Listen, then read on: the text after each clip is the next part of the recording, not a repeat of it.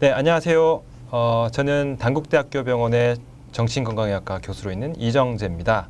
오늘은 제가 치매 치료에 대해서 강의를 할 예정입니다. 크게 세 부분으로 나눠져 있는데요. 치매 치료의 원칙과 실제, 인지기능 개선제, 정신행동증상 치료제 이 세 부분으로 나눠져 있고요. 오늘 제가 강의를 해서 여러분들이 아셔야 될 학습 목표입니다. 첫 번째, 치매의 통합적 치료 원칙을 이해하셔야 될 것 같고요. 두 번째는 치매의 인지기능 개선제 종류 및 작용 기전, 그리고 효과 부정에 대해서 아셔야 될 것 같습니다. 그 다음에 세 번째는 정신행동 치료의 약물 치료의 원칙을 이해하시고, 그리고 효과 부작용을 이해하시면 되겠습니다. 자, 오늘 강의 끝나고 나서 다 아실 수 있으시겠죠? 자, 그 다음에 첫 번째는 치매 통합적 치료에 대해서 말씀을 드릴 텐데요. 치매의 통합적 치료가 뭐냐? 아쉽게도 치매는 현재까지 완치가 되는 병이 아닙니다. 물론 퇴행성 뇌질환의 경우에 말씀을 드리는 겁니다. 그래서 이 치매를 효과적으로 치료를 하려면 현재 이용 가능한 그리고 실제적으로 효과가 있는 모든 치료 방법을 다 이용을 해야 되죠. 그게 통합적 접근입니다. 이 통합적 치료에 속하는 거는 약물 치료, 그 다음에 인지 재활 치료, 그리고 기타 인지 재활 치료, 그리고 비약물적 치료, 일상생활 조호, 그리고 사회적 지지, 네, 가족 교육 또는 가족 치료를 모두 포함하게 됩니다. 그런데 이 통합적 치료를 하는 주체가 있습니다. 의사만 치료하는 게 아니에요. 의사, 그리고 가족, 그리고 환자 이 모두가 치료와 주체가 돼야 되는 겁니다. 자, 그러면 이 치료 주체에 대해서 좀 말씀을 드릴게요. 이 통합적 치료를 할 때 누가 치료를 하느냐? 보통 이제 병을 치료를 하면 의사가 치료를 하는 거죠. 그냥 환자와 가족은 따르면 되는데 이 치매는 그렇지가 않습니다. 물론 제일 중요한 주체는 의료진이 되겠습니다. 의료진은 치료를 계획을 하고, 그리고 치료 과정 중에 생길 수 있는 여러 가지 어려움을 해결할 수 있는 방법을 제시하고, 그리고 환자와 가족을 지지하면서 긴 이 치매 유병 기간을 끌고 나가면서 지지하고 이 여러 가지 문제를 조율할 수 있는 그런 역할을 해야 되겠습니다. 만약에 환자가 병을 이해하지 않고 내가 병이 아니라고 주장을 하거나 병식이 없는 경우에 참 곤란한 경우가 있습니다. 그럴 때 이 의료진과 가족은 이 환자의 이해 수준에 맞춰서, 그리고 환자가 나 병이 아니다라고 해도 이제 당신 병이 맞습니다라고 주장을 할 게 아니라 환자가 이해할 수 있는 정도로, 쉽게 말하면 치매를 치료하는 게 아니라 치매는 없지만 치매를 예방할 수 있는 약이다, 이렇게 설명한다든지, 환자가 알아들을 수 있는 방법 수준에 맞춰서 약을 꾸준하게 또는 치료를 꾸준하게 받을 수 있도록 해주셔야 되겠습니다. 그래서 어쨌든 최종 목표는 환자가 약물 치료를 포함한 모든 치료를 끝까지 받을 수 있게 유지를 할 수 있는 게 이 최종 목표가 되겠습니다. 가족은요. 가족은 아주 중요합니다. 환자의 평소 상태나 변화를 의료진에게 잘 설명을 하고 적절한 치료를 받을 수 있게 정보를 주셔야 돼요. 이 치매 치료에 있어서 가족은 아무리 강조해도 지나치지가 않습니다. 제가 말씀드렸죠. 가족도 치매 치료의 주체가 된다고 말씀드렸습니다. 그래서 이 치매 치료의 주체, 그러니까 치료를 하는 주체가 되기 위해서는 초기에 가족 교육을 받으시거나 또는 자조 모임을 통해서 역할을 할 수 있게 해주셔야 됩니다. 이 부분은 조금 이따가 또 자세히 설명을 드릴게요. 치료 주체 중에 환자와 가족은 치료를 하는 주체이기도 하면서 동시에 치료를 받는 대상이 되기도 합니다. 당연히 환자는 치료를 받는 대상이기도 하고, 가족도 여러 가지 힘든 경우가 있으면 우울증이나 이런 경우가 많이 생길 수가 있거든요. 그런 경우에는 적절하게 치료의 도움을 받을 대상이 되기도 합니다. 자, 치료 원칙을 말씀을 드리겠습니다. 세 가지가 있습니다. 치매 치료는 우선 첫 번째, 이 회복이 가능한 기능이 있다면 회복을 시키는 게 첫 번째겠죠. 두 번째는 현재 남아있는 기능이 있다면 그 기능을 최대한 지속적으로 사용을 하게 해서 보존을 하는 게 두 번째가 되겠습니다. 세 번째는 보조도구나 이렇게 요양보호사, 이제 조인 이런 도움 등 대체 가능한 보조 수단을 찾아서 잃어버린 기능을 대체할 수 있게 해줘서 환자가 독립적인 생활을 가능하면 할 수 있게 해주는 게 세 번째 원칙이 되겠습니다. 최종적으로는 현재 사용한 모든 가능한 방법을 이용해서 그리고 사회적 자원을 이용해서 가능하면 환자의 독립적인 생활 기간을 늘리고 삶의 질을 높이고 환자의 생이 닿은 날까지 환자와 가족의 고통을 최소한으로 하면서 인간다운 존엄을 유지하고 살아갈 수 있게 해주는 게 최종 목표가 되겠습니다. 아주 말이 좋은 말씀이죠. 이게 간단한 말씀이긴 합니다만 이게 제가 꼭 강조드리고 싶은 말씀이에요. 자, 여러분들 혹시 치매가 진단을 받고 이제 제가 말씀드린 치매는 대표적인 퇴행성 뇌질환의 치매, 알츠하이머 치매의 경우에 진단을 받고 돌아가실 때까지 대충 한 몇 년쯤 걸릴 것 같으세요? 유병 기간이 대충 이제 저희가 좀 연구마다 다르긴 합니다만 평균 10년이라 그럽니다. 9에서 12년, 13년 그렇게 얘기를 하는데 진단받고 나서 돌아가실 때까지 한 평균 10년이 걸린다고 해요.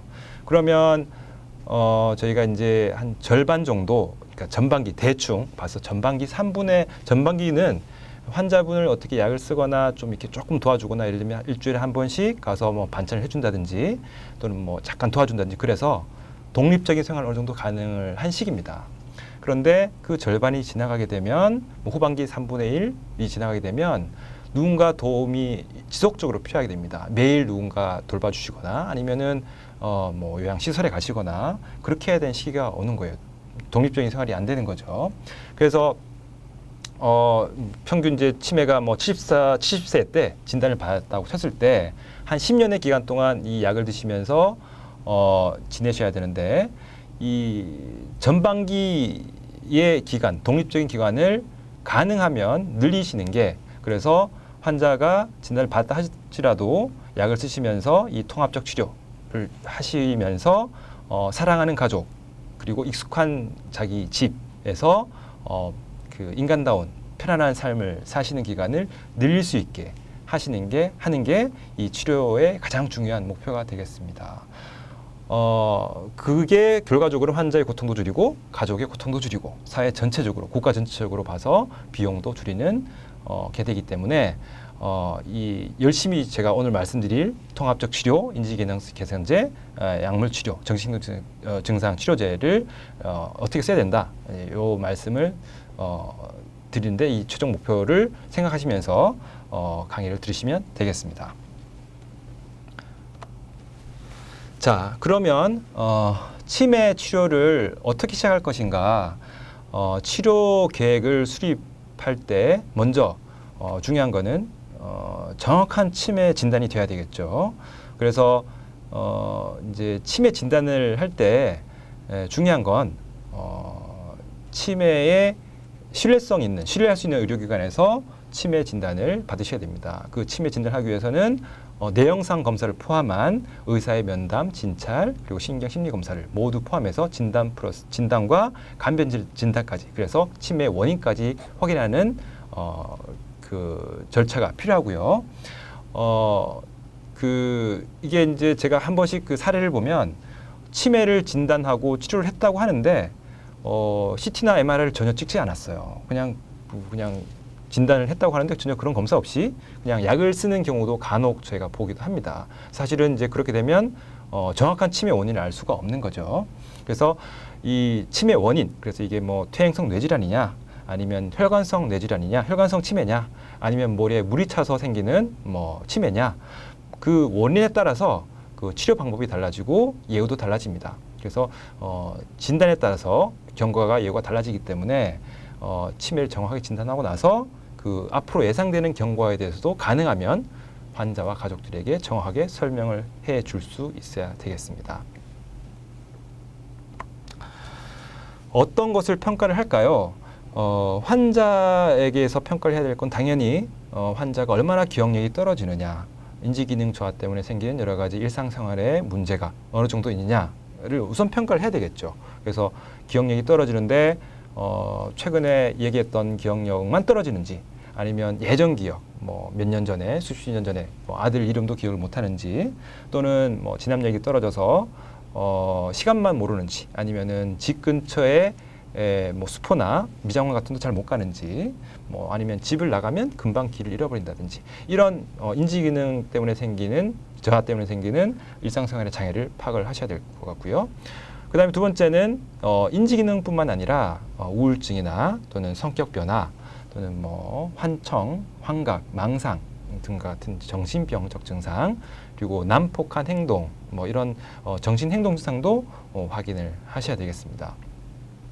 그리고 세 번째는 이제 치매 어르신들이 대부분 이제 나이가 있으시기 때문에 대부분 한두 가지 병은 꼭 가지고 있습니다. 그래서 고혈압이나 당뇨, 심장 질환, 뭐 또는 뇌졸중의 병력 같은 뭐 그런 신체적 질환을 확인을 하시고, 그리고 약을 잘 먹는지, 또는 환자가 이제 혼자 약을 꾸준히 먹을 수 있는지, 아니면 약을 누가 챙겨줘야 되는지, 그런 것도 꼭 확인을 하셔야 되겠죠. 환자가 이제 기억력이 떨어지는데 약을 제대로 못 챙겨 먹습니다. 이제 그런 경우가 있어요. 그러면 제가 아무리 약을 처방을 해줘도 이제 그거를 환자가 잘 챙겨 먹지를 못하면 뭐 아무런 소용이 없겠죠. 이제 그래서 이 환자분의 상태가 어느 정도인지를 미리 파악을 하셔야 될 것 같고요.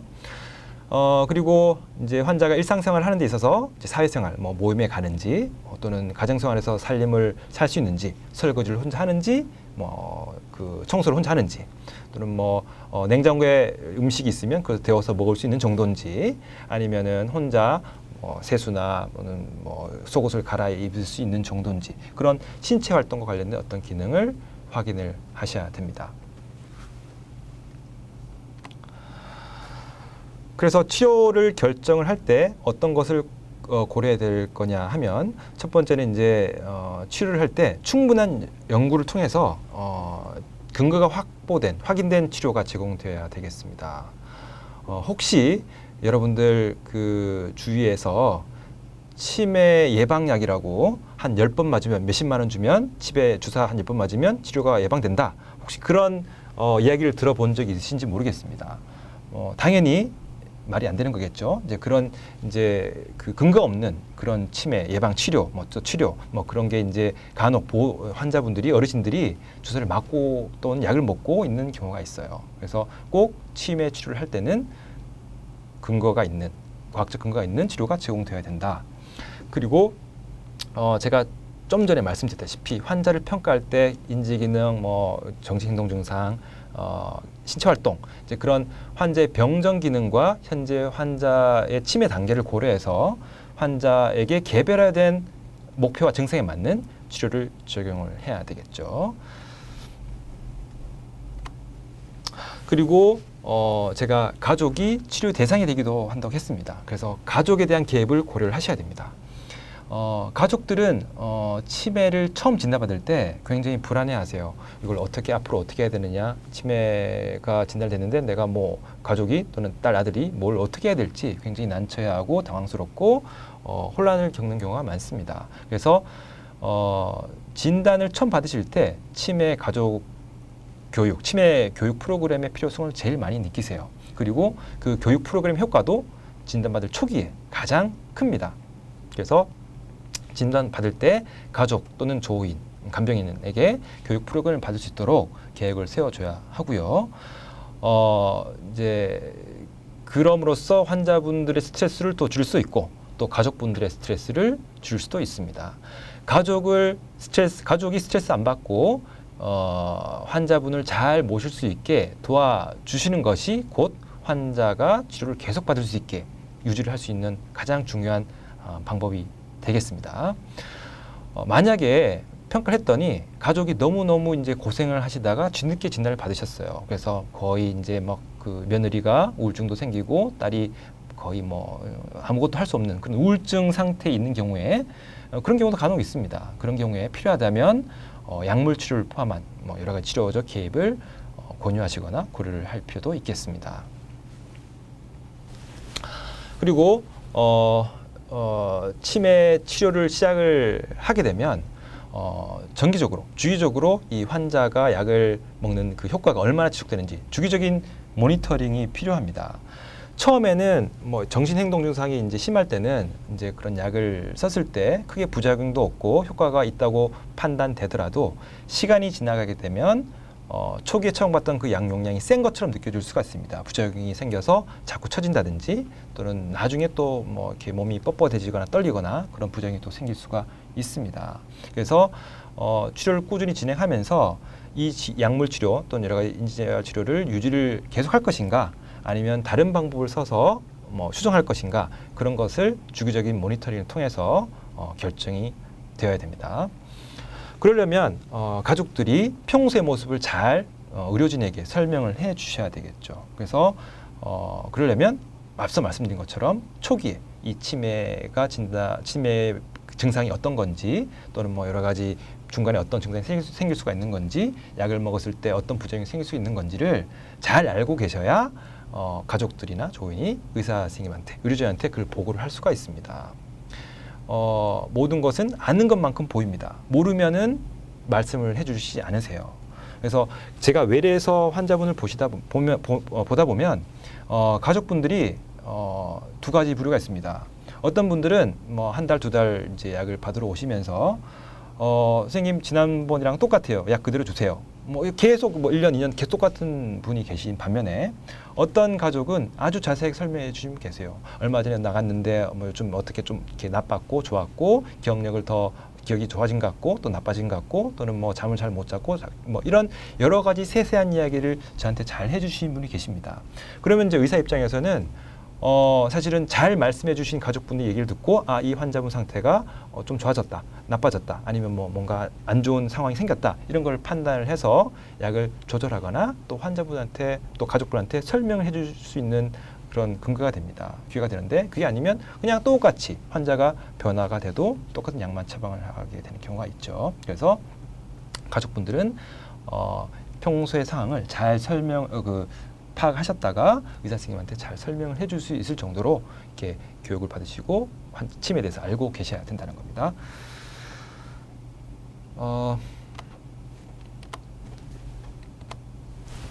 그래서 이제 정리를 하겠습니다. 요약을 하면 통합적 치료라는 것은 환자와 가족 그리고 의사를 포함하는 치료진에 의해서 약물 치료, 인지재활 치료 그리고 다른 비약물적 치료, 일상생활 조호, 사회적 지지, 가족 교육, 가족 치료를 모두 포함하는 치료가 되겠습니다. 치매를 진단할 때는 환자를 진단하는 게 아니라 환자뿐 아니라 가족에 대한 평가도 같이 이루어져야 된다는 거 제가 강조를 드렸고요. 치매 치료는 과학적 근거가 있으면서 환자의 특성에 맞아야 하고 동시에 가족에 대한 치료 개입도 고려를 해야 된다. 그리고 치료가 시작이 되더라도 주기적인 평가를 통해서 그 효과와 부작용을 확인을 하셔야 된다. 이렇게 말씀을 드릴 수가 있겠습니다. 네, 치매 치료의 두 번째 파트입니다. 인지기능 개선제에 대해서 말씀을 드리겠습니다. 자, 치매 치료제, 인지기능 개선제 이렇게 말을 하는데요. 이제 이 인지기능 개선제는 치매를 완치를 시키는 약물은 아닙니다. 아시고 계시죠? 치매 인지 증상을 개선시키는 데 목표가 있습니다. 그래서 이제 아직까지는 이제 병의 진행을 느리게 해서 병의 경과를 느리게 하는 그런 데 목표가 있고요.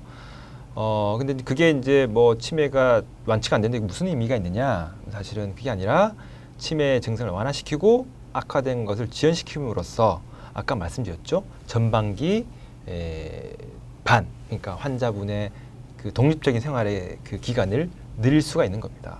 그리고 후반기 3분의 1 환자가 비독립적으로 누군가 도움이 필요한 시기의 기간을 줄일수로써 환자의 삶을 개선시킬 수가 있는 거죠. 자, 여기서 이제 제가 이렇게 말씀드리면 그러면 과연 얼마나 늘릴 수 있을까 궁금하시죠? 조금 이따가 제가 말씀을 드릴게요. 환자의 치매 가족들이 힘들어하는 그런 망상이나 환각 이런 정신행동 증상에도 이 인지기능세 개선제가 효과가 있습니다. 아직까지는 현재로서는 제가 치매 치료 통합적 치료를 말씀드리면서 약물 치료, 인지기능 개선, 비약물적 치료, 가족 교실, 가족 개입 여러 가지를 말씀드렸는데 그 중에서 제일 중요한 치료가 이 인지기능 개선제 또 약물 치료가 되겠습니다. 대표적인 인지 기능 개선제 뭐 대표적이라기보다는 두 가지밖에 없습니다. 두 가지밖에 없는데 하나는 첫 번째는 아세틸콜린 분해 요소 억제제가 첫 번째고요. 두 번째는 NMDA 수용체 기량제 두 가지가 있습니다. 이 두 가지 약물에 대해서 자세하게 알아보도록 하겠습니다. 자, 첫 번째 아세틸콜린 분해 요소 억제제. 여러분 말이 좀 어렵죠. 자, 아세틸콜린이라는 게 뭐냐? 아세틸콜린이라는 거는 여러분들 혹시 세로토닌이라고 들어보셨나요? 행복의 호르몬, 뇌 호르몬 세로토닌이라고 들어보셨을 거예요. 이 세로토닌처럼 이 아세틸콜린도 뇌의 호르몬의 일종입니다. 신경 전달 물질의 한 종류인데요. 이 아세틸콜린이 이 뇌세포에서 정상적으로는 분비가 돼서 그 다음 뇌세포로 전달이 됩니다. 쉽게 말하면 신경세포와 신경세포 사이에서 메신저 역할을 하는 물질이 되는데요. 이 메신저 역할을 하는 게 어떤 역할을 하느냐? 이 기억력과 관계가 있다고 해요. 그런데 치매가 되면 뇌세포가 이제 파괴가 되겠죠. 그래서 이 아세틸콜린을 분비하는, 만들어내는 뇌세포가 줄어들게 됩니다. 그러면 분비되는 뇌세포도 분비되는 아세틸콜린 양도 줄어들겠죠. 그러면서 환자분들이 기억력이 깜빡깜빡 하게 되고 뭐 인지기능이 떨어지는 그 작용이 생기게 되는데, 자, 그러면 치료는 어떻게 하면 될까요? 아세틸콜린의 농도, 쉽게 말하면 뇌세포와 뇌세포 사이에 있는 아세틸콜린의 농도를 높이면 될 것 같습니다. 자, 근데 이 정상적으로 이 분비된 아세틸콜린은 그 재활용이 돼요. 그래서 한번 분비됐다가 없어지는 게 아니라 소화 효소가 그 아세틸콜린을 잘라서 재흡수를 해서 재활용을 합니다. 그런데 이 신경세포와 신경세포 사이에 있는 아세틸콜린의 농도를 높이려면 이 소화 효소를 딱 막으면 어떻게 될까요?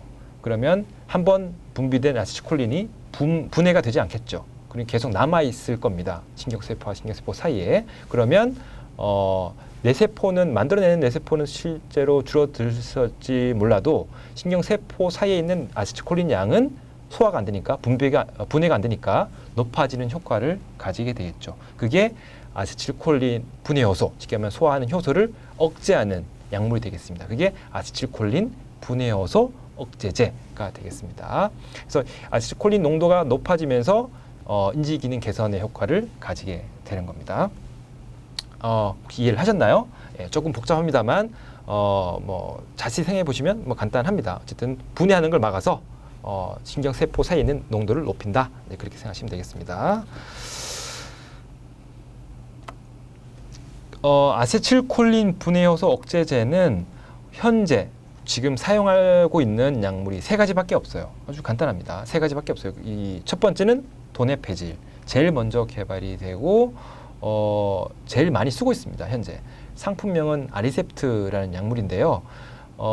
이게 그 약 특허가 다 풀렸어요. 그래서 혹시 처방전을 보시다 보면 이 아리셉트라고 쓰여 있는 것보다는 사실은 도네페질이라고 쓰여져 있는 걸 확인하셔야 됩니다. 뭐 아리셉트, 뭐 에이셉트, 실버셉트 여러 가지 상품이 많아요. 하지만 성분명은 도네페질입니다. 두 번째는 리바스티그민이라는 약물이에요. 그 상품명, 오리지널 약물, 제일 먼저 만들어낸 약물은 엑셀론인데 요건 역시 특허가 풀려서 여러 가지 복제약이 많이 나와 있습니다. 세 번째는 갈란타민이라는 약물입니다. 상품명은 레미닐인데요. 마찬가지로 특허가 풀렸기 때문에 복제약이 나와 있지만 제일 많이 쓰고 있는 약물은 아리셉트이기 때문에 여러분들이 실제 환자분들의 처방전을 보시면 제일 많이 볼 수 있는 건 도네페질이 될 겁니다. 자, 두 번째 NMDA 수용체 기량제를 설명을 드리겠습니다. NMDA라는 거는 마찬가지예요. 신경 전달 물질, 뇌 호르몬의 일종입니다. 그 수용체가 뭐냐 하면 제가 정상적으로 이렇게 신경 전달 물질이 호르몬이 나와서 신경세포와 신경세포 사이에 메신저 역할을 한다 그랬죠. 메신저 역할을 할 때 그 다음 신경세포에 전달해 줘야 되는데 어떻게 전달을 해 주느냐, 이 초인종 같은 거를 누른다고 생각하시면 됩니다. 이 초인종에 해당하는 게 수용체예요. 이 신경 전달 물질이 달라붙는 그런 부위가 이 수용체라고 말씀을 드릴 수가 있습니다. 그런데 이 수용체를 기량한다는 것은 억제를 한다는 뜻이에요. 막는다는 뜻입니다. 그래서 정상적으로 NMDA는 이 수용체에 작용을 해서 기억력을 유지하고 배우는 학습에 관여를 한다고 해요. 그런데 이 치매 환자를 봤더니 이 NMDA 수용체가 많이 활성화돼서 오히려 기억과 학습을 높이는 게 아니라 지나치게 활성화가 되면 과활성화가 되면 뇌세포가 파괴가 되는 것을 확인했습니다. 그래서 치매도 마찬가지예요. 그래서 이 NMDA 수용체를 과활성화가 되어 있는 것을 어느 정도 억제를 해주자. 그래서 NMDA 수용체, 쉽게 말하면 초인종을 딱 막는 기량제를 이제 만들어내게 됐습니다. 그 종류는 한 가지밖에 없습니다. 메만틴이라는 약물이고요. 오리지널 약물은 에빅사라는 약물입니다. 이거 역시 이제 특허가 풀려서 이제 여러 가지 상품명이 나와 있을 수가 있는데 기억하셔야 될 거는 메만틴이라는 성분명을 기억하시면 되겠습니다. 자, 기타로 이제 기억력과 관계된 기억력을 호전시킨다는 약물을 살펴보면 항산화제, 은행잎 추출물제 또는 신경보호제 또는 칼슘 차단제, 호르몬, 여성 호르몬, 스타틴 제제, 콜레스테롤을 떨어뜨리는 약물, 이런 것들이 기억력에 어느 정도 기억력 호전에 효과가 있다고 이제 보고가 되고 있습니다. 하지만 지금 말씀드린 기타에 속하는 약물들은 좀 전에 말씀드린 두 가지, 아세틸콜린 분해효소 억제제, NMDA 수용체 기량제와는 그 치매의 효과에 크게 근거가 충분하지가 않아요. 그래서 그 효과가 충분히 검증이 안 됐기 때문에 그 앞서 말씀드린 두 가지 약물을 쓰고 있으면서 이 기타 약물을 쓰는 거는 괜찮습니다. 쓸 수도 있고 안 쓸 수도 있습니다. 그거는 이제 처방하는 의사 선생님의 그 판단에 따라서 쓸 수는 있지만 치매 인지기능 개선제나 인지기능 쓰지 않고 요 약물만 쓰면서 치료를 하고 있다라고 하면 조금 곤란한 상황이 되겠습니다. 그래서 여러분들이 혹시나 치매 어르신의 처방전을 봤는데 치매 약물을 쓰고 있다, 치매 치료약을 쓰고 있다고 했는데 봤더니 아세틸콜린 분해효소 억제제나 또는 NMDA 수용체 기량제는 없는데 그 은행잎 추출물제만 쓰고 있다. 이제 그러면 이제 치료약을 안 쓰고 있는 거죠. 그래서 한번 왜 그런지 또는 이제 그걸 한번 확인해 보셔야 되겠습니다. 자, 그 정리를 하면 인지 기능 개선제란 치매 인지 증상의 개선을 목표로 하는 약물을 말하고 두 가지가 있습니다. 첫 번째 아세틸콜린 분해효소 억제제, 거기에는 세 가지가 있는데요. 도네페질, 리바스티그민, 갈란타민이 있고요. 다 성분명입니다. 두 번째는 NMDA 수용체 기량제, 거기에는 메만틴이 있습니다. 한 가지밖에 없습니다. 이 네 가지 약물을 꼭 기억을 하셔야 될 것 같습니다. 자, 인지 기능 개선제는 어떤 효과가 있을까요?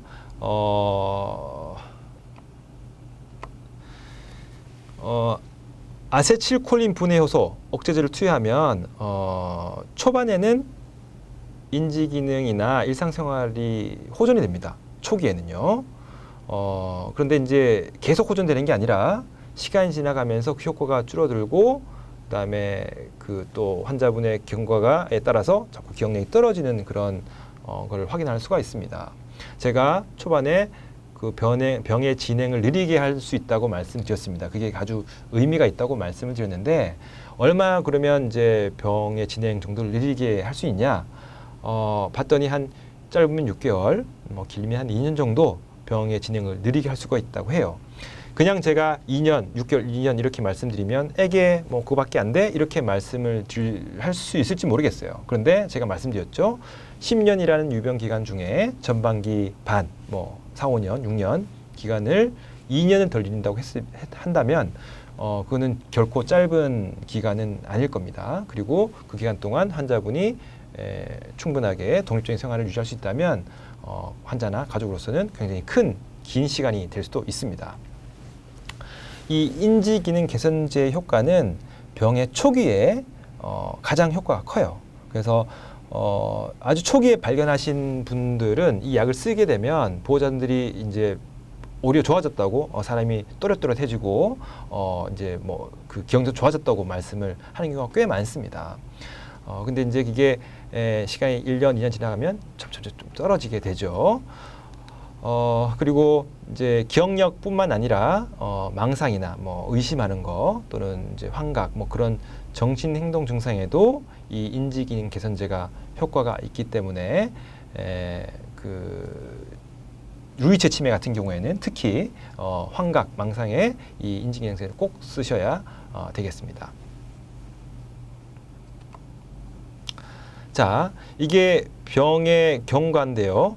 이 빨간색 그래프를 보시면 이게 약을 쓰지 않았을 때 경과예요. 이렇게 초기에는 좀 느리게 진행을 하다가 중간중간 가면 속도가 좀 빨라져요. 이렇게 급격하게 떨어졌다가 나중에 되면 또 완만하게 이제 진행이 되게 됩니다. 이 상태에서 약을 쓰게 되면 병의 진행이 느려지고 초기에 그 효과가 제일 크게 됩니다. 물론 시간이 지나가면서 조금 이제 그 병의 진행은 하게 되겠지만 어쨌든 초기에는 효과가 있기 때문에 결과적으로는 이만큼 병의 진행을 느리게 할 수가 있는 겁니다. 자, 그래서 가능하면 초기에 이 시기에 환자가 이 치매일까 아니면 그냥 깜빡깜빡하는 그냥 경도인지 장애일까 헷갈릴 시기에 빨리 조기에 발견을 해서 약을 쓰는 게 제일 현재로서는 제일 좋은 치료 옵션이 방법이 되겠습니다.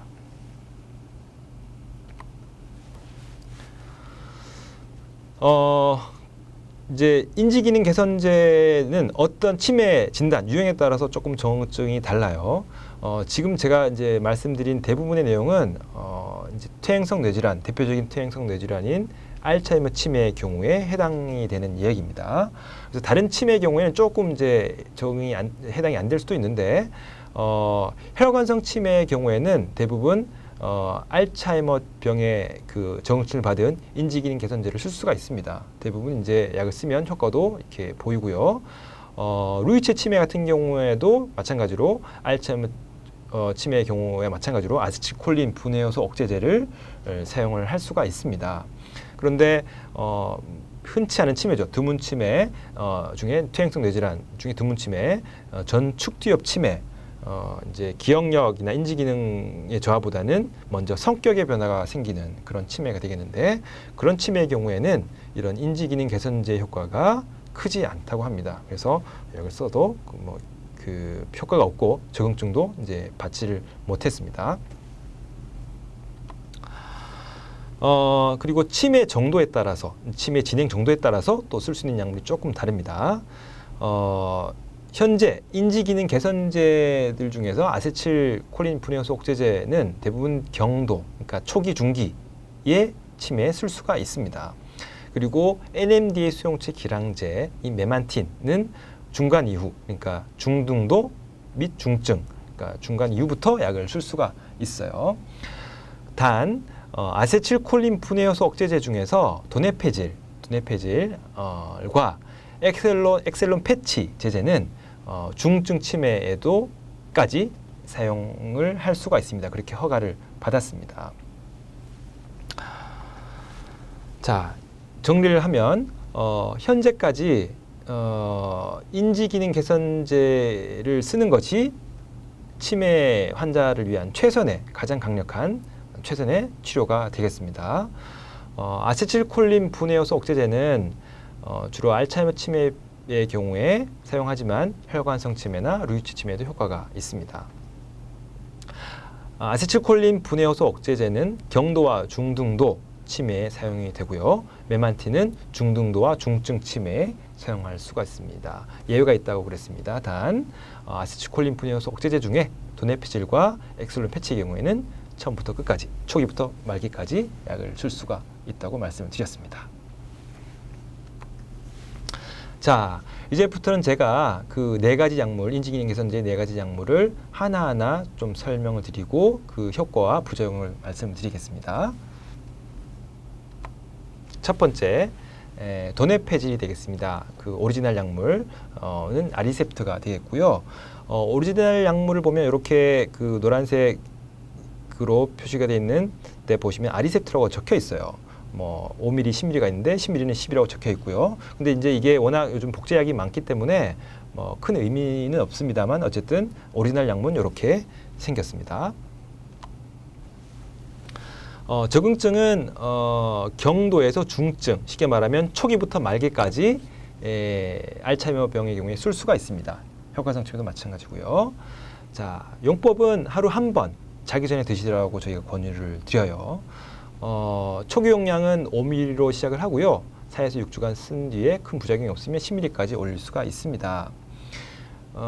이제 부작용을 보시면 제일 흔한 부작용, 그러니까 이제 약을 썼다고 해서 부작용이 많이 생기지 않습니다. 그런데 생긴다고 한다면 흔히 위장관 증상이 많이 생겨요.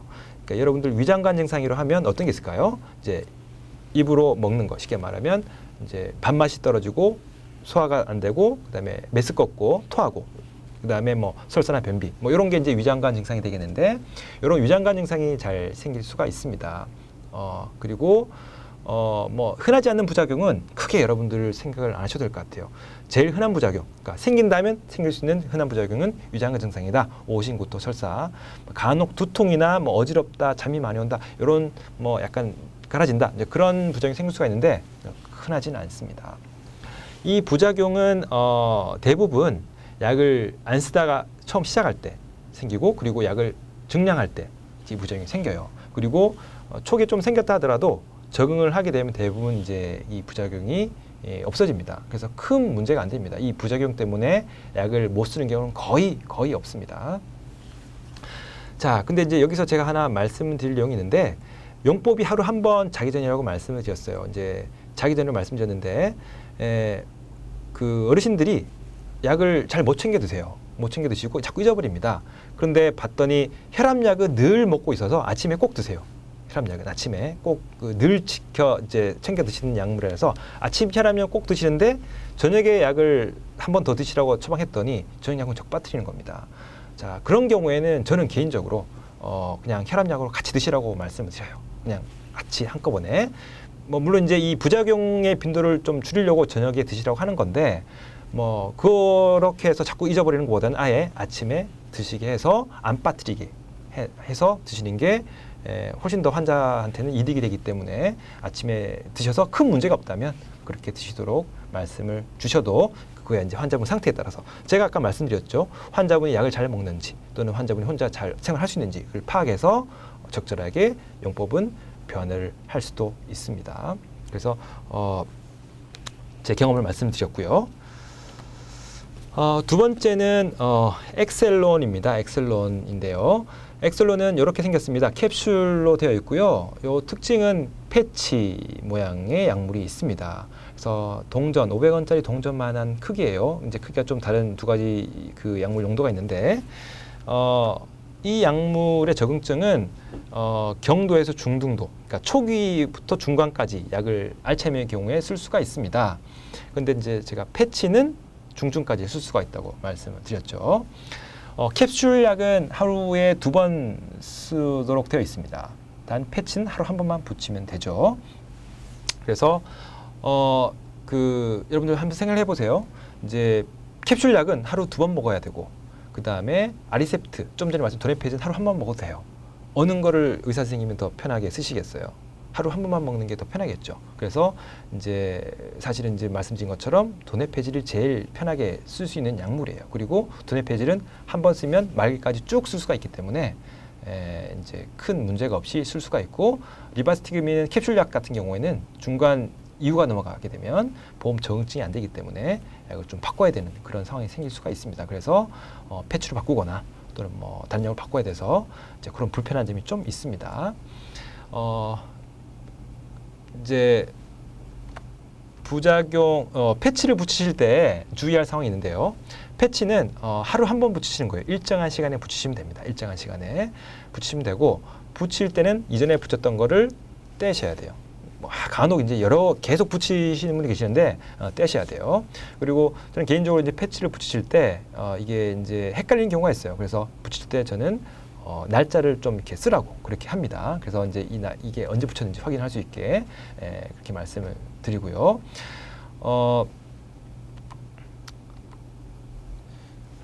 돌아가면서 패치를 붙여야 됩니다. 이제 다음에 그 붙이는 부위를 제가 설명을 드릴 텐데 자극을 피하기 위해서 돌아가면서 이제 붙이셔야 되고 한번 붙였던 부위는 한 14일 정도 다시 붙이면 안 되고요.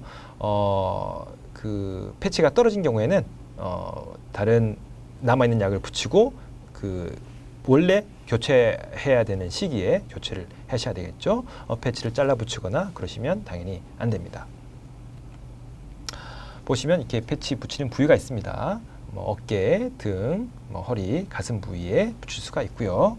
만약에 환자분이 이 병이라는 걸 잘 모르시고 자꾸 이제 패치를 뜯으려고 그래요. 그럼 어디 붙이는 게 좋을까요? 등 뒤에 붙이시는 게 좋겠죠.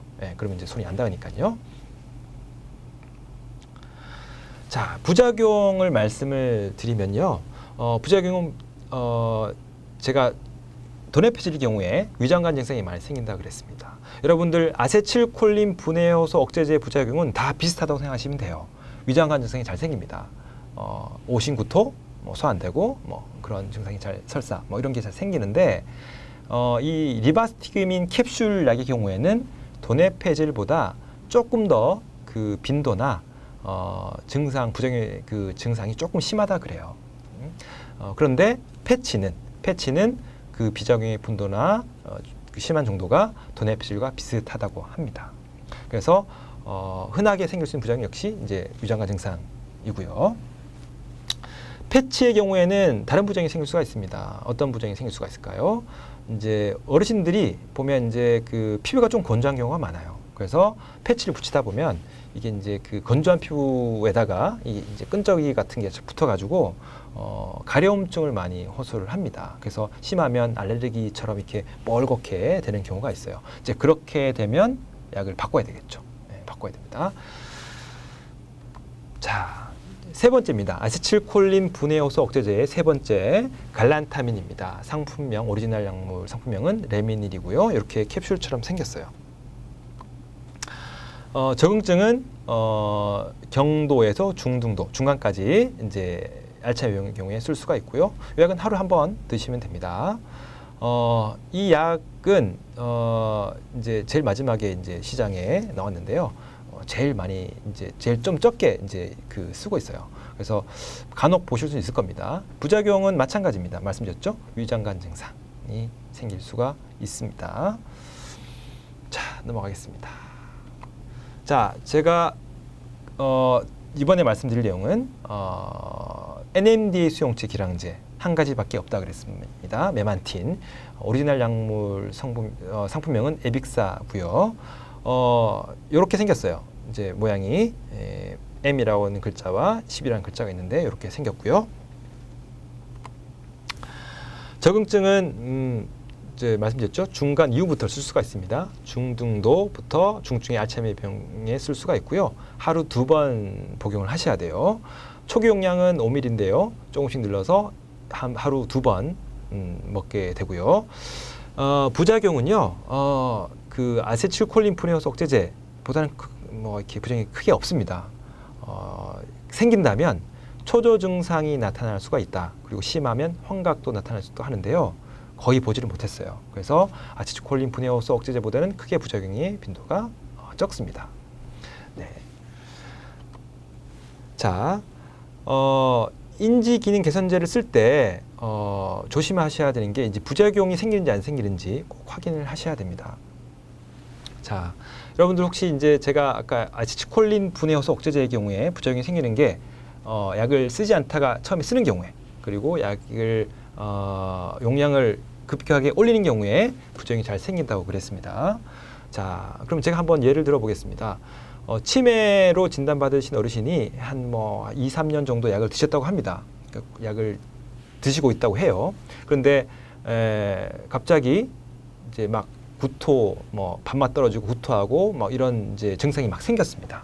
자, 그런 경우에 이 어르신한테 생긴 어떤 오신구토 이런 것들이 아세틸콜린 분해 효소 억제제의 부작용일까요? 아닐까요? 제가 먼저 말씀드린 내용이 약을 안 쓰다가 쓰는 경우에 그리고 용량을 올리는 경우에 부작용이 생긴다 그랬습니다. 근데 이 어르신은 2, 3년 전부터 꾸준히 약을 먹었다고 해요. 자, 그러면 제가 말씀드린 경우가 안 되겠죠. 처음 쓰는 것도 아니고 약을 올리는 경우도 아니고.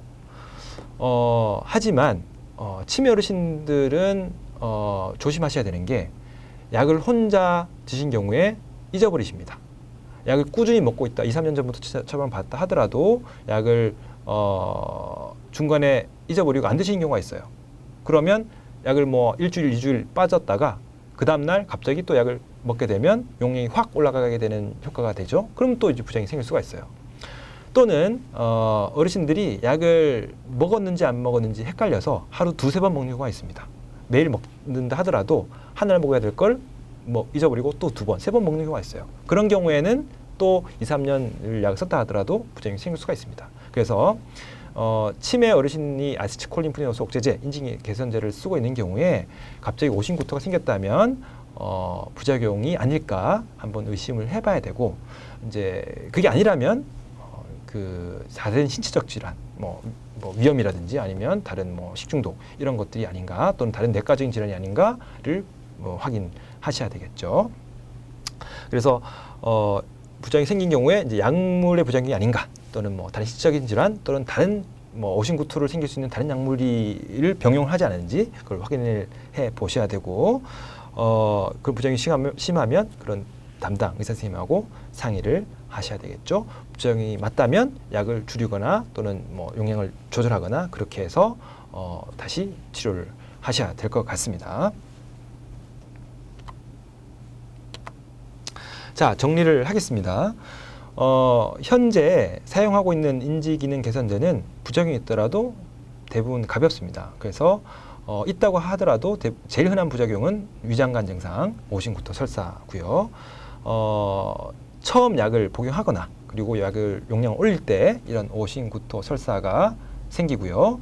그런 경우에 담당 선생님이랑 약 상의를 하면 약을 줄이거나 또 끊거나 해서 증상이 호전되는 걸 보고 다시 약을 쓰게 되면 대부분 별 문제 없이 약을 쓸 수가 있습니다.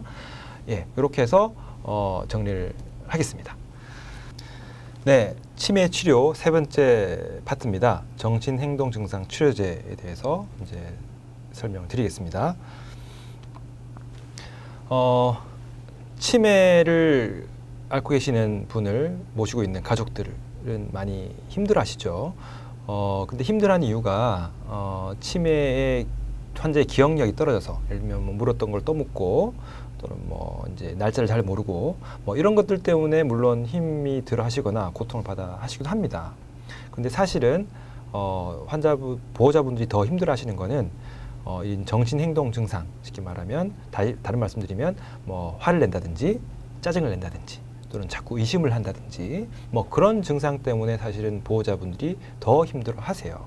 그래서 치매가 치료가 안 된다, 불치병이라고 얘기를 하는 거는 이 인지기능 개선제, 인지기능이 떨어지는 걸 두고 말씀을 드리는 거고, 사실은 이런 환자 가족들이 고통을 받는 이 정신행동 증상은 사실은 치료가 아주 비교적 잘 되는 증상입니다. 그래서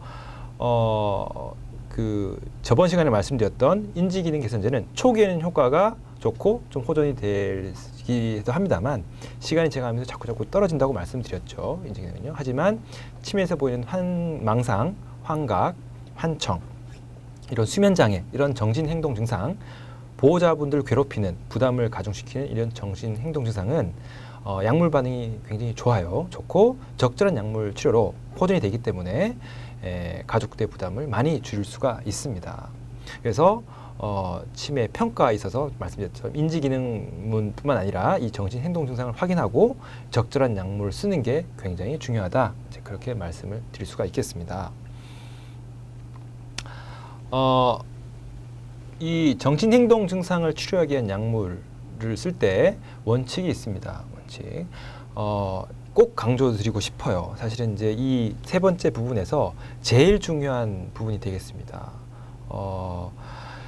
이 치매 환자가 망상이 생긴다든지 누가 물건을 훔쳐갔다 또는 뭐 난폭하다 또는 뭐 이렇게 자꾸 뭐가 보인다 또는 밤에 잠을 안 잔다 이런 증상이 보일 때는 먼저 환경을 봐야 됩니다.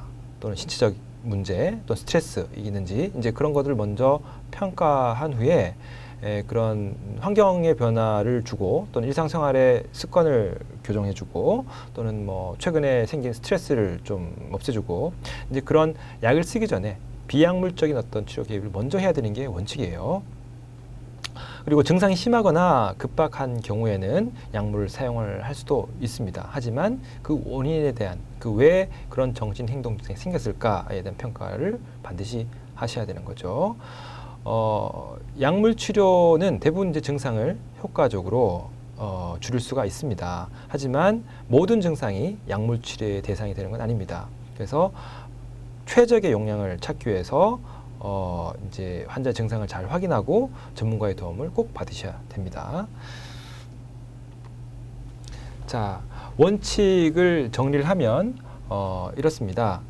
첫 번째, 환자분이 보이는 문제가 되는 치료가 필요한 이상 행동을 명확히 하셔야 돼요. 이게 어떤 증상인지, 망상인지, 또는 뭐 환각인지, 또는 뭐 이렇게 배회인지, 우울증인지 그런 걸 먼저 치료의 대상이 되는 어떤 걸 치료를 할까 그런 이상 행동을 먼저 명확히 확인하시는 게 첫 번째입니다. 자, 두 번째, 이 정신 행동 증상을 유발하는 원인을 찾아야 돼요. 그러니까 이상 행동을 확인하고 거기에 따른 원인을 찾는 게 두 번째입니다. 이 원인으로는 이제 신체적인 원인 또는 환경적인 요인 또는 뭐 가족 또는 간병인 또는 이제 병용 약물 이런 것들이 바뀌거나 뭐 달라져서 생길 수가 있습니다. 예를 들면 뭐 이제 어르신들이 갑자기 폐렴이 생겼다든지 또는 뭐 감기에 걸렸다든지 그런 것들 때문에 환자가 더 처지거나 뭐 이렇게 그 환자가 더 잠을 못 자거나 뭐 성격이 바뀌거나 뭐 그럴 수가 있고요. 또 환경적 요인 이제 흔히 그럴 수가 있죠. 이제 딸이 여럿이 있는데 이제 그 둘째 딸이 이제 어머니를 모시고 싶다 그러면서 이제 모시고 갑니다. 그러면 갑자기 익숙한 환경이 아니니까 환자분들은 또 더 이렇게 혼란이 오거나 그럴 수가 있어요. 또는 이제 간병인이 바뀌는 것도 마찬가지입니다. 늘 보던 간병인이 아니고 간병인이 바뀌면 또 익숙하지 않은 사람을 보게 되니까 또 환자분이 더 상태가 나빠지는 것처럼 그렇게 보일 수가 있어요. 그리고 병용 약물도 마찬가지입니다. 약물을 이제 뭐 감기약을 썼다든지 아니면 또 뭐 다른 어떤 약을 썼을 때 약물 사교작용이나 아니면 뭐 약이 병용이 되면서 그런 부작용이 생길 수가 있습니다. 그런 이상 행동을 볼 수 있는 원인을 먼저 찾아보는 게 우선입니다. 자, 세 번째, 그 원인을 확인했을 때 교정이 가능하다, 바뀔 수 있는, 그러니까 고칠 수 있는 원인이라면 그걸 먼저 고치는 게 우선이겠죠. 그리고 바꾸거나 제거하거나 그런 게 원인이고요. 근데 보다 보면 이게 다 원인이 확인이 안 될 수가 있어요. 뭐 이렇게 아무 이유 없이 그럴 수도 있고요. 치매 증상에 따라서 그럴 수도 있고 잘 모르는 경우가 있습니다. 그래서 원인이 확인이 되면 거기에 따라서 비약물적 개입을 환경이나 바꾸거나 뭐 그렇게 개입을 하고 만약에 그게 원인이 확인이 안 되거나 바꿀 수 없는 경우에는 약물 치료를 시작을 하면 됩니다. 그리고 마지막으로는 약을 쓰더라도 정기적으로 주기적으로 그 약물의 효과를 확인하고 부작용을 확인해서 약물 조절이 필요한지 유지를 할지 확인하는 게 되겠습니다. 자, 이 원칙은 제가 꼭 말씀을 드리고 싶은데 강조하고 싶은데 한번 예를 들어 보겠습니다. 흔히 이제 일주기장애 쉽게 말하면 환자분들이 밤에 잠을 못 주무셔서 굉장히 힘들어하는 경우가 많아요. 그러니까 잠을 못 자는 게 별일이 아닌 것처럼 보이지만 보호자분들은 굉장히 힘들어하십니다. 이제 뭐 며느리나 딸이 낮에 일하고 나서 밤에 좀 자야 되는데 환자분이 밤에 안 자고 계속 왔다 갔다 하거나 문을 열거나 그래서 이제 피곤하다는 말씀이죠. 그래서 이제 저희 의사 선생님한테 와서 병원에 와서 선생님 우리 어머니 좀 약 좀 써서 좀 재워주세요 라고 얘기를 합니다. 이제 그런 경우에 어떻게 하면 될까요? 약을 쓰면 될까요? 제가 원칙을 말씀드렸습니다. 첫 번째, 그 잠을 못 자는 원인을 일단 확인해 봐야 되겠죠. 자, 어르신들이 잠을 못 자는 경우가 있다면 원인이 어떤 경우가 있을까요? 뭐 치매 어르신이든 뭐 그냥 보통 어르신이든 잠을 못 자는 경우가 있다면 제일 먼저 확인해 보셔야 될 거는 낮잠을 자는 겁니다. 환자분이 낮잠을 자는 경우가 굉장히 많아요. 뭐 낮에 할 일도 없고 뭐 집에 뭐 그 나갈 모임도 없고 그래서 그냥 낮에 있다 보면 잠을 자는 경우가 많습니다. 이제 낮에 실컷 잠을 자고 밤에는 잠이 옵니까? 안 오죠. 잠이 안 와서 이제 왔다 갔다 하거나 그런데 이제 보호자분들은 이제 그거를 이제 잠 못 잔다라고 해서 약을 올려달라 그러면 그런 확인을 안 하고 약을 올리면 잠을 자긴 잡니다. 어르신들이 잠을 자는데 낮까지 잠을 자요. 약 기운 때문에. 그럼 낮에 잠을 자게 되면 뭐 이렇게 좀 어지럽거나 진정이 돼서 또 이제 넘어지거나 그래서 이제 또 낙상이 되고 뼈가 부러지거나 뭐 이런 또 2차적인 어떤 문제가 생길 수가 있기 때문에 반드시 그런 경우에는 낮에 낮잠을 자는 게 원인이라고 판단되면 먼저 낮에 잠을 안 자게 뭐 낮에 활동할 수 있게 그런 환경적인 개입, 비약물적인 치료 개입을 먼저 해주고 나서 그래도 잠을 못 자면 약을 쓸 수가 있습니다. 아주 소량을 쓰면 충분하게 조절을 할 수가 있는 거죠. 제가 예를 드린 것처럼 먼저 원인을 보고 그 개입을 한 뒤에 약을 써야 된다. 꼭 강조드리고 싶은 말씀입니다. 제가 낮잠을 주무시냐고 꼭 물어보는데요. 낮잠을 자냐고 물어보면 어르신들은 잠을 안 잔다 그래요. 뭐 하냐고 그러시면 뭐 하냐고 이렇게 여쭤보면 어르신들이 낮에 그냥 누워서 쉰다고 그럽니다. 누워서 뭐 하냐고 그러면 눈 감고 쉰대요. 그래서 이제 어르신들은 이제 눈 감고 쉰다고 하는 게 잠을 잤다고는 얘기를 안 하지만 사실은 잠을 자는 거랑 마찬가지죠. 그래서 꼭 낮에 눈을 뜨고 있고 활동을 하라고 꼭 말씀을 드립니다. 그냥 낮잠을 주무시지 마세요가 아니고 낮에 눈을 뜨고 활동을 하세요. 그렇게 말씀을 드리는 게 중요합니다. 자, 이 정신행동 증상을 치료하는 약물은 대부분 이제 정신과에서 쓰는 정신건강의학과에 쓰는 치료 약물입니다. 그래서 이 한 가지 약물이 한 가지 증상에만 효과가 있는 게 아니에요. 한 가지 약물이 여러 가지 효과가 있기 때문에 환자분들이 가진 정신행동 증상을 잘 파악을 해서 그 환자분에 맞는 약을 쓰는 게 굉장히 중요합니다. 그래서 치매 평가에서 말씀드렸죠. 환자분의 인지기능뿐만 아니라 가지고 있는 정신행동 증상을 잘 파악해서 치료에 이용을 해야 된다. 이제 그렇게 말씀드리고요.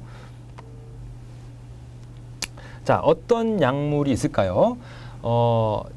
이제 약물의 종류를 보면요, 항정신병 약물, 항우울제, 항경련제, 항불안제, 아세틸콜린푸린 호숙제제나 이제 메만틴은 아까 말씀을 드렸고요. 이제 항정신병 약물은요, 이제 항정신병, 쉽게 말하면 정신병적 증상에 해당하는 쓸 수 있는 약물입니다. 정신병적 증상이라는 거는 망상, 이제 그 예를 들면 내 돈을 누가 훔쳐갔다, 누가 이제 배우자가 외도를 한다, 바람을 핀다, 또는 이제 환각, 저기 누가 왔다 갔다 한다, 애가 왔다 갔다 한다, 호랑이가 왔다 갔다 한다, 귀신이 보인다, 이제 환시, 환청, 이런 것들이 되겠습니다. 환후, 냄새도 되겠고요. 환촉, 벌레가 기어간다, 이런 것들이 환각이 되겠습니다. 그리고 이제 공격성, 이렇게 막 난폭해지거나 또 초조해하거나 이런 것들에 대해서 이제 다 쓸 수가 있는 약물인데요. 이제 항정신병이라고 해서 이제 정신병적 증상에만 쓸 수 있는 게 아니고 잠을 못 자는 경우에도 쓸 수가 있습니다. 그래서 불면증에도 소량 약을 항정신병 약물을 쓸 수가 있습니다. 그 다음에 항우울제는 우울할 때, 우울증이 있을 때 쓰는 약물인데요. 마찬가지로 우울증에만 쓸 수 있는 게 아니고 이 약물 역시 잠을 못 자는 경우에, 불면증인 경우에, 또는 이제 공격성, 또는 항우울제긴 하지만 불안 증상에도 효과가 있고요. 이제 여러 가지 증상에 효과가 있을 수가 있습니다. 항경련제는 이제 경련할 때 이제 쓰는 약물인데 저희들은 주로 이제 경련할 때 쓴다기보다는 이런 공격성이나 초조, 또는 이제 기분 변동이 아주 심할 때, 또는 간혹 수면 장애도 쓰기도 하고요. 그래서 이제 그런 증상에 따라서 약을 선택을 할 수가 있습니다. 네 번째는 항불안제인데요. 항불안제는 불안이나 뭐 항불안제니까 불안할 때 쓰는 약물인데 이건 역시 불안증에만 효과가 있는 게 아니고 이런 초조나 이제 수면 장애에도 약을 쓸 수가 있습니다. 두 번째 시간에도 말씀드렸다시피 인지기능 개선제가 인지기능에만 효과가 있는 게 아니고 이런 정신행동 증상, 뭐 초조나 뭐 불안, 우울, 무감동 이런 거에도 효과가 있다고 제가 말씀을 드렸습니다. 기억하시죠? 네. 자, 정리를 하겠습니다. 치매 대상자의 정신행동 증상을 치료할 때는 꼭 강조드리고 싶은 게 약물 치료가 우선이 아니다. 그래서 비약물적 치료와 약물치료 적절히 잘 이용을 하셔야 되고요. 원칙은 먼저 증상을 확인하고 두 번째는 원인을 확인하고 원인을 찾아서 교정이 가능하면 먼저 교정을 해주고 교정이 그래도 안 되면 약을 쓴다. 아주 소량 약을 쓰고요. 그리고 그 효과를 주기적으로 판단해서 용량을 바꿔야 될지 유지할지 판단해야 된다. 이렇게 정리를 할 수가 있습니다. 자, 정신행동증상 치료제를 하나씩 살펴보도록 하겠습니다. 첫 번째, 항정신병 약물인데요. 이 항정신병 약물은 사실은 부작용을 좀 신경을 쓰셔야 됩니다. 예전에는 이 항정신병 약물을 쓰게 되면 부작용이 많이 생겼어요. 그래서 이 부작용이 늘 생기기 때문에 이 부작용에 대해서 감수를 하고 썼었는데요. 요즘은 그렇지가 않죠. 좋은 약이 많이 개발돼서 부작용 크게 신경 안 써도 되지만 아직까지 그래도 부작용이 생길 수 있는 경우가 꽤 되기 때문에 꼭 신경 써야 됩니다. 예를 들어 우리가 이제 그 루이체 치매 같은 경우에 루이체 치매가 병의 특징이 어떤 거죠? 이제 초기에 그 환시나 뭐 그런 것들이 생길 수가 있습니다. 뭐 이렇게 그 아주 뚜렷한 뭐 그 환시, 뭐 예를 들면 호랑이가 색깔이 빨갛고 파란 뭐 그런 호랑이가 왔다 갔다 한다. 뭐 그렇게 구체적으로 이제 보이는 그런 환시를 호소하는 경우가 있습니다.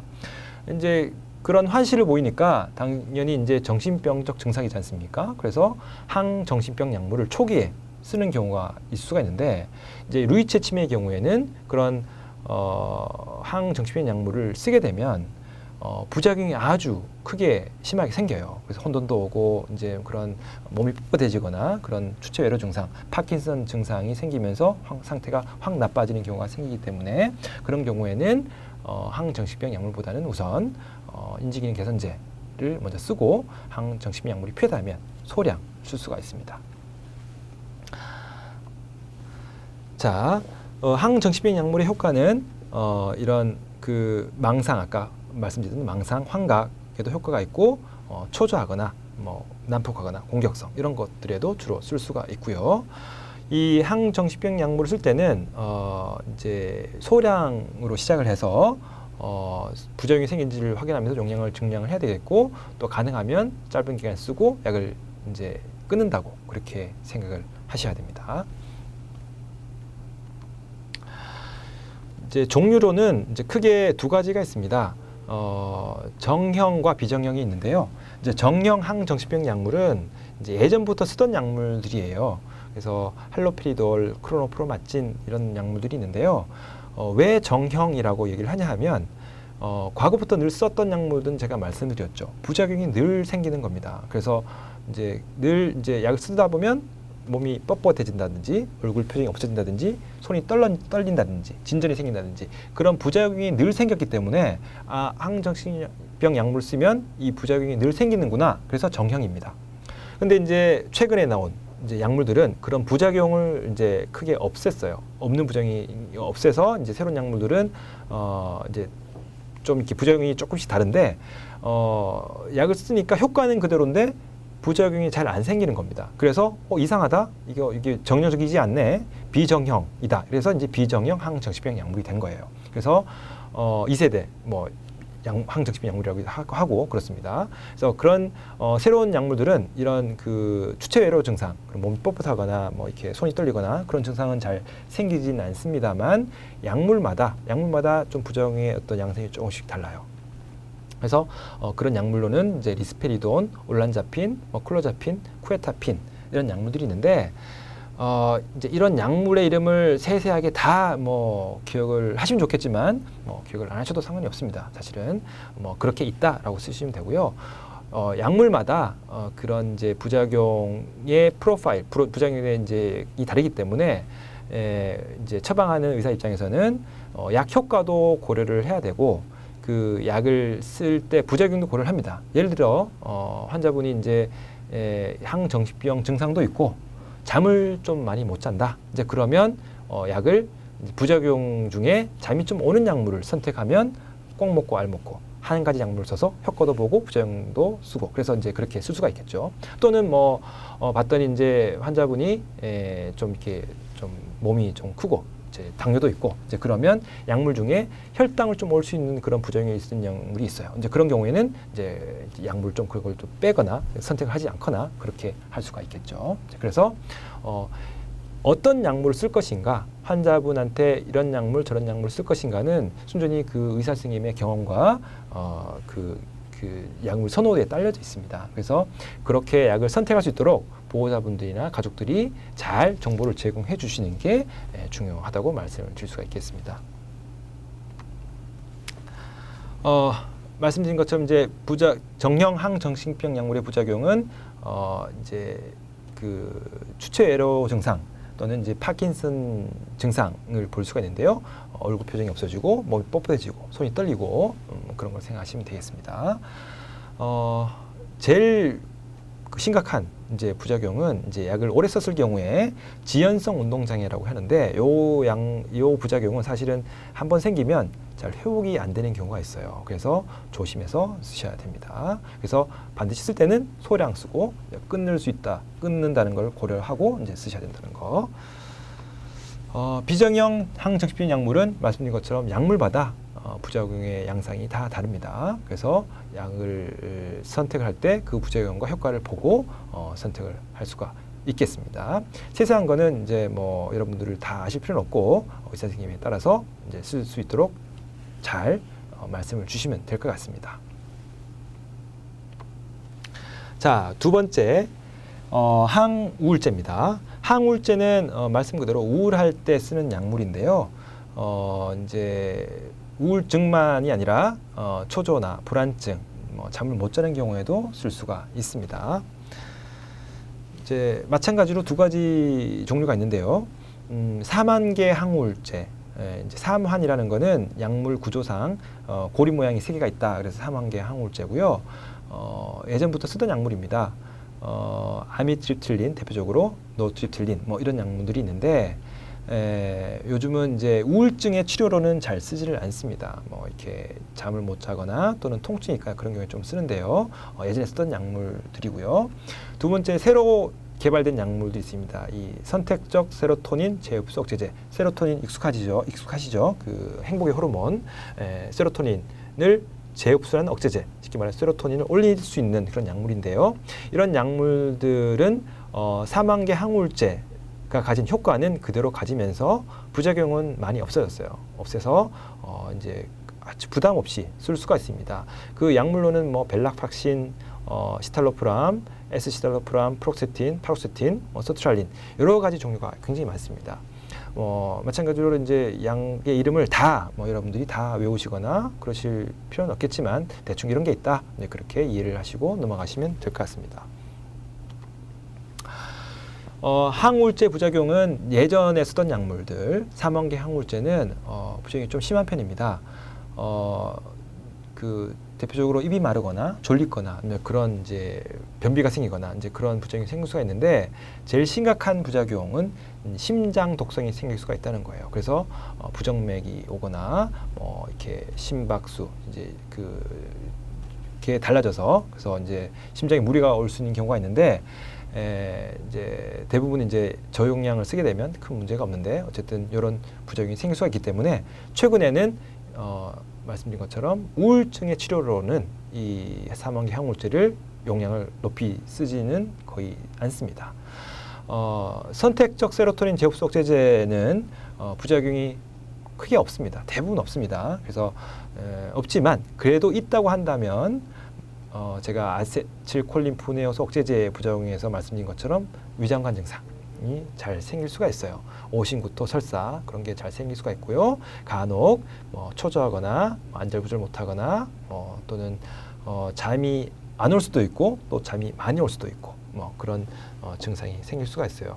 근데 이런 세로토닌 선택적 세로토닌 제흡수 억제제 SSRI라고 하는데 이런 약물들은 이런 부작용 때문에 약을 못 쓰는 경우는 마찬가지로 거의 없습니다. 대부분 안전하게 많이 쓰고 있는 약물들입니다.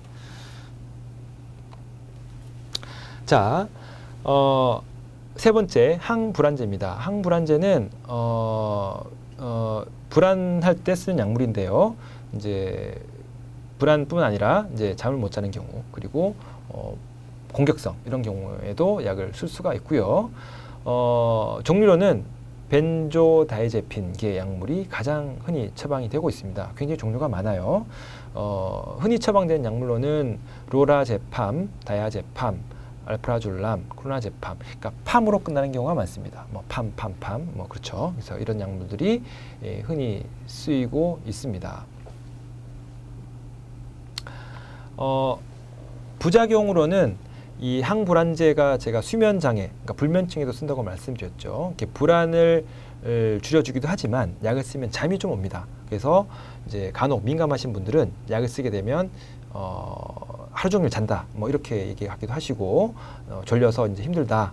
그리고 또 이렇게 막 그 운동 실조가 생기기도 하고 또 기억력이 떨어진다. 이제 그렇게 얘기도 하세요. 또 간혹 이제 이 벤조다이제핀 항불안제를 쓰고 혼동, 선망도 오기도 하고요. 그래서 이런 부작용 때문에 사실은 굉장히 조심해서 쓰셔야 되는 약물입니다. 특히 노인, 특히 이제 이런 치매를 앓고 계시는 분들은 항불안제를 쓸 때 이런 이제 과도한 진정 효과, 잠이 너무 온다든지 또는 어지럽다든지 그런 것 때문에 2차적으로 넘어지거나 낙상을 해서 골절이 되는 경우가 꽤 있습니다. 그래서 꼭 조심해서 쓰셔야 되고요. 이 약물의 특징은 또 이렇게 의존이 잘 생겨요. 그래서 처음에 쓰다 보면 이제 증상이 이제 호전되다가 나중에는 이제 약이 한 알로 안 되고 두 알을 써야 되고 세 알을 써야 되고 그리고 불안은 좋아졌지만 약물 자체의 어떤 의존성 때문에 약을 끊지를 못하는 이제 그런 결과를 초래하기 때문에 반드시 의존성에 대해서 염려를 하시고 걱정을 하시면서 약을 써야 되고 반드시 쓸 때는 어떻게 끊겠다라는 계획을 세우고 약을 쓰셔야 됩니다. 만약에 이런 항불안 효과를 그 효과를 보기 위해서 약을 장기간 써야 되는 어떤 그런 상황이다. 치매 환자는 그럴 수가 있습니다. 그런 경우에는 항불안제보다는 항불안 효과가 있는 다른 약물, 아까 말씀드린 항정신병 약물 중에 불안이나 초조를 조절할 수 있는 약물이 있습니다. 그런 약물을 쓰게 되면 이런 과도한 진정 효과라든지 아니면 의존성에 대한 그 염려는 조금 줄 수가 있어서 이제 그런 약물로 바꾸거나 대체를 해서 쓰는 게 좋겠습니다. 자, 이제 기타 약물로는요 항경련 약물이 있는데 그 초조나 공격성에서 씁니다. 이제 경련을 막기 위해서 쓴다기보다는 초조나 공격성에 쓸 수가 있고 그리고 기분이 왔다 갔다 좋았다 나빴다 하는 경우에도 이제 그런 조증 상태에서도 약을 쓸 수가 있고요. 그 다음에 이제 수면제도 간혹 쓸 수가 있는데요. 수면제는 이 노인들 특히 치매 어르신들한테는 조심해서 쓰셔야 됩니다. 수면제를 쓰면 이게 그 선망이 좀 생기는 경우가 있어요. 특히 노인들은 선망이 생겨서 그 다음날 사람도 잘 몰라보고 기억도 떨어지고 헷갈리고 혼돈이 오는 경우가 있기 때문에 조심해서 쓰셔야 되고 그 만약에 선망이 온다 문제가 생긴다 그러면 마찬가지로 그 수면을 조절할 수 있는 다른 약물 항정신병 약물 중에 소량 쓰게 되면 잠도 잘 오게 할 수 있는 약물을 써서 효과를 볼 수가 있습니다.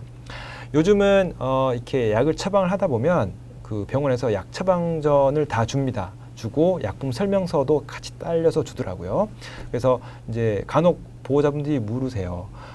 우리 어머니는 이렇게 정신병도 아닌데 정신병 증상도 없는데 왜 항정신병 약물, 정신분열병에 쓰는 조현병에 쓰는 약물을 씁니까?라고 간혹 이제 묻는 분이 계세요. 이제 그런 경우에는 이제 설명드리죠. 이분이 뭐 정신병적 증상이 있어 쓰는 게 아니고 이런 수면이나 그런 불안 증상을 조절하기 위해서 소량 항정신병 약물을 쓸 수도 있다. 이제 그렇게 설명을 드리고 있습니다. 자, 정리를 하겠습니다. 항정신병 약물은요, 정신병적 증상, 망상, 환각 이런 뿐만 아니고 그 공격성이나 초조, 또 수면 각성 주기 장애, 불면증 이런 거에도 효과가 있고요. 그 정형 항정신병 약물과 비정형 항정신병 약물로 나눌 수가 있습니다. 이제 정형 항정신병 약물은 옛날부터 쓰던 약물인데 부작용이 좀 잘 생긴다고 그랬습니다. 주로 이제 파킨슨 증상, 주초외로 증상이 생겨서 몸이 떨리거나 몸이 뻣뻣해지거나 얼굴 표정이 없거나 이제 그런 증상이 생길 수가 있고요. 비정형 항정신병 약물은 현재 주로 많이 쓰고 있는 약물인데 이 약물들은 주로 그 약마다 그 특징이 다 다르다고 했습니다. 그래서 그 환자분의 증상과 약의 특징을 잘 봐서 환자에 맞는 약을 쓰면 되겠습니다. 자, 두 번째 항우울제는 우울 증상, 불안, 초조, 불면 증상에 다 쓸 수가 있고요. 종류는 이제 사망계 항우울제는 예전부터 쓰던 약물이고 부작용이 이제 입마름, 변비, 그 어지럼증, 졸음 이런 게 올 수가 있고 이제 심각한 부작용은 심장 독성이 생길 수도 있다고 말씀을 드렸고요. 최근에 나온 약물 선택적 세로토닌 재흡수 억제제 SSRI는 부작용이 거의 없습니다만 있다고 한다면 오심, 구토 이런 위장관 증상이 좀 생길 수가 있습니다. 대부분 안전하게 쓸 수가 있는 약물이 되겠습니다. 세 번째 항불안제는 불안 증상 그리고 초조, 공격성, 수면 장애에 쓸 수가 있는 약물이고요. 대표적으로 벤조다이제핀 계열 약물이라고 말씀드렸죠. 부작용 주의하실 부작용은 진정작용, 그러니까 졸음이 와서 이제 이렇게 넘어지거나 그럴 수가 있고 이제 혼돈이 오거나 선망이 오거나 이제 그럴 수가 있다. 그래서 조심해서 쓰셔야 되고 의존성을 조심하셔서 장기간 써야 되는 경우에는 다른 계열의 약물로 바꿔서 쓰는 것을 고려해야 한다. 말씀드렸습니다. 네, 이것으로서 이제 그 치매 치료제에 대해서 세 가지 파트 통합적 치료의 원칙을 말씀드렸고 그다음에 인지기능 개선제와 정신행동증상 치료에 대해서 말씀을 드렸습니다. 감사합니다.